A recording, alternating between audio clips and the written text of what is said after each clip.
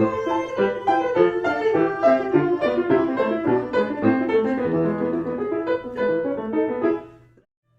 to that one, springboard, spring to that one, spring to that one, spring to that one. You're looking for those top notes as your destination notes. That really makes a difference, because if you get bottom heavy there, it sort of freezes you from getting over to your top note, which is really what you want to bring out. So think less on, this is a good exercise, less on the bottom, more on the top.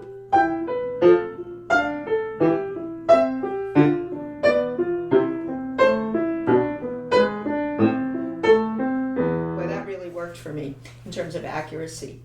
Being there, you there, springboard, bottom, bottom, bottom, bottom. This hand is not the hard hand, it's inner voice.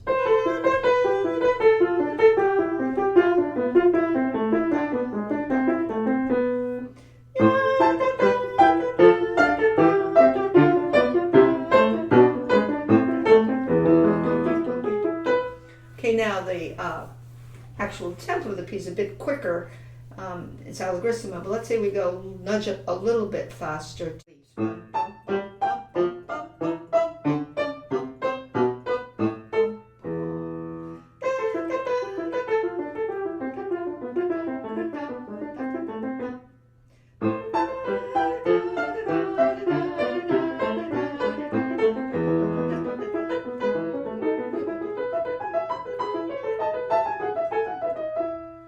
That's about my speed right now, but you can see these big back and forth and pinpointing the spotting where you're going to put those twos as you come down.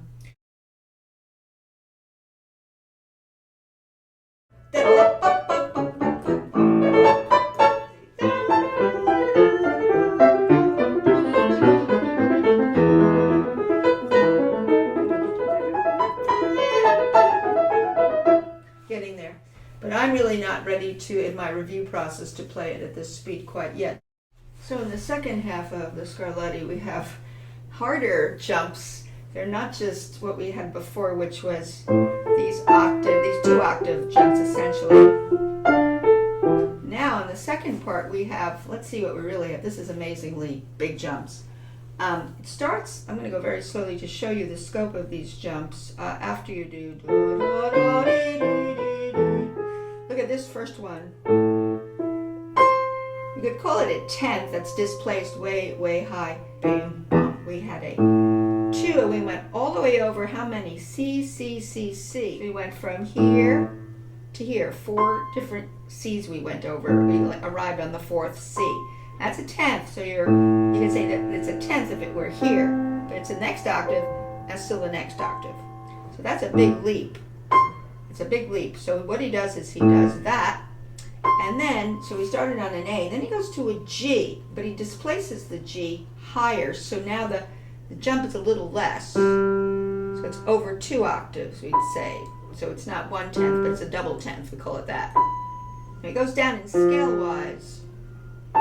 This looks like it's in natural minor. So it's natural minor, A minor. This is harder than before because you're thinking tenths. You're thinking tenths now instead of the same note crossing over, so to speak. Okay, so that, and it keeps going, by the way. So this is very tricky. The other hand, and let's look at what's happening in the right hand. So we've done this before, but it departs here.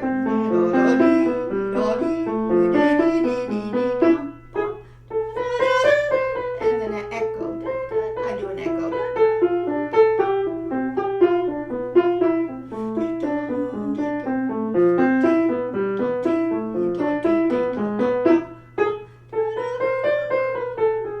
Now there's more jumps coming. I'm not sure I'm going to do these, but you see we're going very slowly, so we can try to find these jumps with accuracy. And it's the same story as when we did the 2-octave jumps. We had an arc, and we also pinpointed the crossover note, where in the key we were going to do it. So that's important because of it's like partly a sport and it's partly an art and it's partly expression. It's like all put together because these are, let's face it, athletic maneuvers, but beyond it, it's music. So, but we have to know Scarlatti was challenging the virtuoso technique of the pianist, the virtuoso level of the pianist, and especially when you go really fast. So we're not going fast yet. So big jump, less jump. I've memorized it. So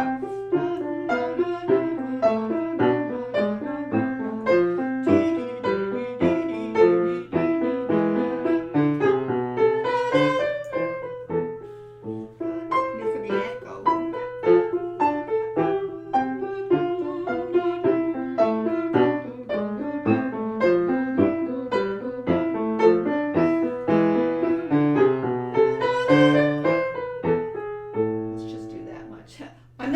I may try to do it a little faster because you basically have to memorize it. You can't be staring at your music because the thing is, these jumps, you can't be a blind person and feel that. Even if you're a blind person, it'd be almost impossible to feel those jumps.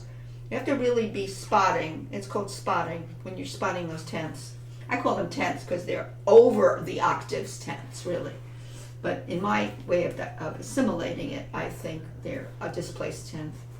So I'm going to go a little quicker. So I'm going to try a little quicker. I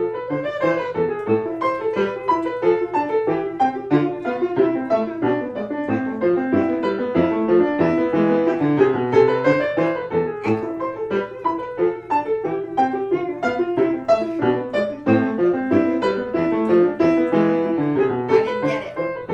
I got some of them, but you can see the challenge here. You have to stay really calm and collected, and you have to kind of remember what the ping pong of this is back and forth. So when you do these big jumps, you don't want your head going back and forth. That's absolutely impossible. First of all, you're wasting your energy, and it gets you very dizzy and mixed up. You're really just pinpointing those crossover notes. And of course, the distance back and forth becomes the ping and the pong, the arc I talk about.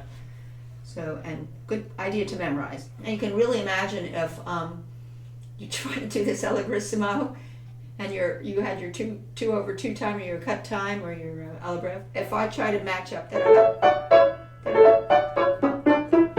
can you imagine? And it would be absolute suicide trip for me to try to go that speed with the crossover hands. I mean, but you can try it.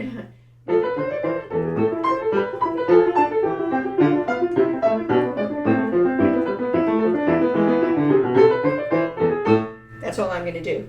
That's what I say is, if I can do that once, I'm very happy. And so as I say, I didn't even try to do the echo, but that was pretty good accuracy there. So I'm going to post this, and I hope it helps. Now, there are not many people that take on this particular Scarlatti. The last one I did on YouTube was, I would say, much less complicated.